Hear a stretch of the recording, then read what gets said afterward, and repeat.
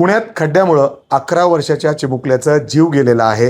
ही दुर्दैवी घटना म्हाळुंगे बाळेवाडी या रस्त्यावर घडलेली आहे आणि अक्षरशः खड्ड्यामुळं या 11 वर्षाच्या मुलाचा जीव गेलाय. आपल्यासोबत पुण्याचे महापौर आहेत.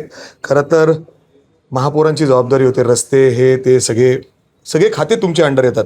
ताई, नक्की काय चाललंय पुण्यामध्ये?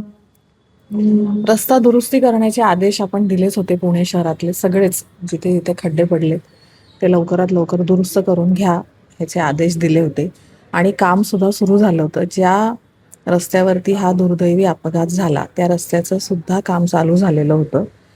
परंतु खरंच आहे की घटना अत्यंत वाईट घडली. मी सुद्धा एक आई आहे, मी समजू शकते. पण हे नक्की आहे की आपण खड्डे आणि रस्ते दुरुस्तीचं काम हाती घेतलेलं होतं. ताई, तुम्ही समाधानी आहात का? रस्त्यावरून जेव्हा फिरता तुम्ही पुण्यातल्या, खरंच रस्ते त्या दर्जेचे आहेत का? कोट्यवधी रुपये खर्च होतात. खरंच तुम्हाला वाटतं का खड्डे आहेत का नाहीये? खड्डे आहेत, खड्डे नाही आहेत असं नाही, खड्डे आहेत आणि म्हणूनच तर आपण दुरुस्त करायला घेतलेत. आदेशच तसे दिले होते. आणि आपण जे म्हणताय की आपण समाधानी आहोत का, तर जिथं लोक समाधानी नाहीत तिथे आम्ही सुद्धा समाधानी नाही असू शकत. आणि म्हणूनच आम्ही वारंवार बैठक घेऊन आदेश आणि सूचना देऊन काम करायला प्रशासनाला सांगत असतो. प्रशासन खरंच ऐकतं? याची दखल घेतली जाते असं वाटतं तुम्हाला? कामाला सुरुवात झाली होती ना. आपण जेव्हा आढावा बैठक घेतली, ज्यावेळेला आदेश दिले त्यावेळेला कामांना सुरुवात झालेली. आपण काही ठिकाणी बघताय दुरुस्तीला सुरुवात झालेली आहे.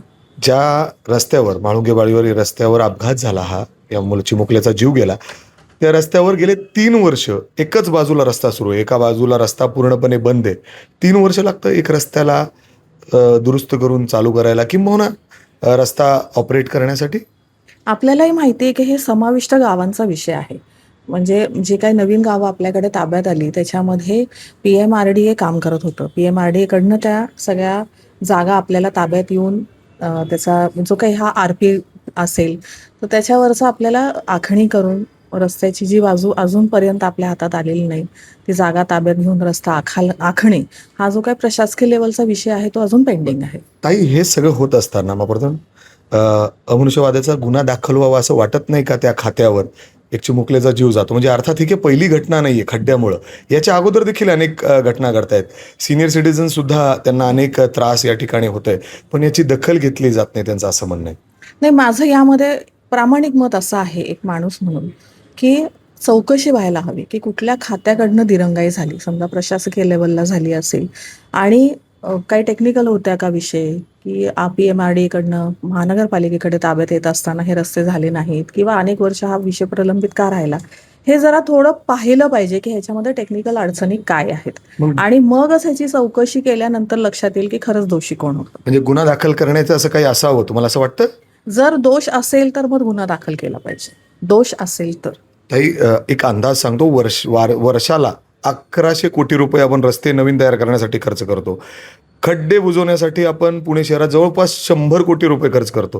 हे पैसे जातात कुठं असा प्रश्न पुणेकरांना पडला. याची चौकशी तर मीच स्वतः आयुक्तांना करायला सांगितलेली आहे. हे आपल्यालाही माहिती आहे की आपण एवढा सगळा निधी रस्ते दुरुस्तीसाठी, खड्डे दुरुस्तीसाठी, रिइन्स्टेटमेंटसाठी अनेक विषयासाठी हे सगळे आपण बजेट्स आणि ठेवतो, त्याचे टेंडर्स काढत जातो. ह्या सगळ्याची चौकशी मी स्वतः आयुक्तांना त्या दिवशी सांगितलं की आपण हे सगळं पाहिलं पाहिजे की किती किलोमीटरच्या रस्त्यांसाठी आपण किती पैसे खर्च करतो आणि ऍक्च्युअल रस्ते किती होत आहेत हे सगळं पाहण्याची आवश्यकता आहे. हा विषय वेगळा आहे की समाविष्ट गावातले रस्ते आहेत किंवा जुन्या पुण्याचे रस्ते आहेत. विषय हा आहे की रस्त्यांवरची अवस्था काय सध्या आणि त्यामुळे पुणेकरांना त्याचा त्रास होतो आणि आता तर जीव गेलाय एका मुलाचा. पुणेकरांबरोबर महापौर सुद्धा प्रशासनाच्या कामाने समाधान नाहीत असं दिसतंय. हे आपण तर बघताय की आम्ही बैठकीमध्ये पण सांगतो त्यांना की आपल्याला कामाकडे लक्ष देणं गरजेचं आहे. अर्थात जसं आपण बघतोय की महापौर सुद्धा सातत्याने पावलं उचलताना दिसत आहेत. कारवाईचे आदेश या ठिकाणी दिलेत आणि दोषींवर गुन्हा देखील दाखल करण्याचं त्यांनी या ठिकाणी सांगितलेलं आहे. परंतु आता जर आपण बघितलं तर पुण्यातील रस्त्यांची अवस्था अक्षरशः वाईट झालेली आहे. अनेक ठिकाणी मोठे मोठे खड्डे पडलेत आणि याला जबाबदार कोण असा प्रश्न पुणेकरांना पडलाय. ABP माझा, उघडा डोळे बघा नीट.